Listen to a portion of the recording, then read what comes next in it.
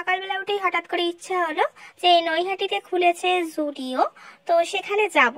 তো যেমন ভাবা তেমন কাজ, সকাল সকাল উঠে ঝটপট রেডি হয়ে বেরিয়ে পড়েছি। ফার্স্টেই চলে গেছি চুঁচুড়া লঞ্চ ঘাটে। গিয়েই দেখি অলরেডি লঞ্চ চলে এসেছে, তাই আর লেট না করে তাড়াতাড়ি টিকিট কেটে লঞ্চে উঠে পড়লাম। এই লঞ্চটা কিন্তু বেশ দেখতে সুন্দর, অন্য লঞ্চগুলোর থেকে অনেকটা আলাদা, বেশ সেপারেট করে বেশ বসার সিটগুলোর ব্যবস্থা করেছে, বেশ ভালো লাগছিল। তো ভাবলাম চলো একটু নিজের মুখটাও দেখিয়ে নিই। সেদিকে ওয়েদারটা ছিল কিন্তু বেশ সুন্দর। তো চলো, আমরা কিন্তু নৈহাটি লঞ্চ ঘাটে চলে এসেছি, তো ঝটপট নেমে পড়বো। বেশ কিন্তু ভিড় ছিল। তো নেমেই দেখি কি সুন্দর সূর্যি মামার দেখা, এত সুন্দর লাগছিল দেখতে, তাই সূর্যি মামার ছবিটা তুলেই নিলাম। তো এবারে এগিয়ে যাচ্ছি জুডিওর উদ্দেশ্যে।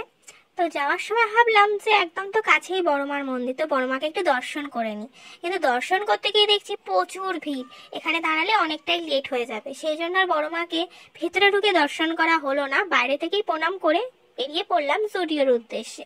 তো এখান থেকে একটুখানি এগিয়েই পেয়ে গেছিলাম টোটো। ওয়েদারটা কিন্তু সেই ছিল, বেশ ভালো লাগছিল। নৈহাটি লঞ্চ ঘাট থেকে যে কোনো টোটোকে যদি তোমরা বলো গৌরীপুর জুডিওতে যাব, তোরা একদম নামিয়ে দেবে। এটা হচ্ছে নৈহাটির গৌরীপুর জুডিও। তো চলো ভেতরে ঢোকা যাক।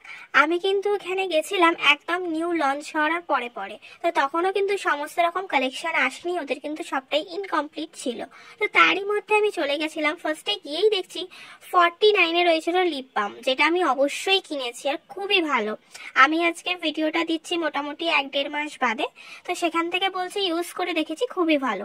এরপরে 149-এর লিপ গ্লস ছিল, 79-এর প্রচুর নেল পলিশ ছিল, আর সব থেকে ভালো যেটা এখানে ট্রাই নিয়ে আছে, তাই কালার নিয়ে কোনো প্রবলেম নেই, তোমরা ট্রাই করে দেখে বুঝে নিতে পারো। আমি লিপস্টিকও কিন্তু বেশ কয়েকটা নিয়েছি, আর তার সাথে নিয়েছি কিন্তু নেল পলিশও। 99 থেকে এখানে রয়েছে স্যান্ডেলের কালেকশন, আর বুটের কালেকশন রয়েছিল 599, 699, 799।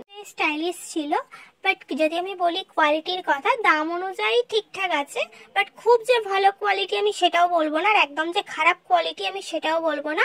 আমার শুজের কালেকশন মোটামুটি লেগেছে, কারণ আমি গেছিলাম একদম ওপেনিং হওয়ার সাথে সাথেই, তো হয়তো প্রত্যেক কটা কালেকশন তখন অ্যাভেলেবেল ছিল না এখানে। তো তারপরে আমি চলে গেলাম ফার্স্ট ফ্লোরে। হ্যাঁ, এখানেও কিন্তু প্রচুর লেডিসের কালেকশন ছিল, বাট আমি চলে গেলাম তারপরে ফার্স্ট ফ্লোরে গিয়ে দেখলাম ওখানে প্রচুর বেশ স্টাইলিশ ড্রেস রয়েছে। আর ওই যে একই কথা বলছে, যেহেতু ওপেনিং এর সাথে সাথে আমি গেছি, তখনও কিন্তু সব রকম কালেকশন ওদের কাছে অ্যাভেলেবেল ছিল না। আমি তখন মেন কিনতে গেছিলাম হুডি, বাট উইন্টার কালেকশন ওদের কাছে সেরকম কিছুই ছিল না। আমার মুখটা দেখে তোমরা বুঝতেই পারছো। তো তারপরে চলে গেলাম 199-এর টপসের কালেকশনে। হ্যাঁ, এই টপসগুলো কিন্তু বেশ ভালো, আমি একটা নিয়েছি, বেশ কোয়ালিটিও কিন্তু খুবই ভালো।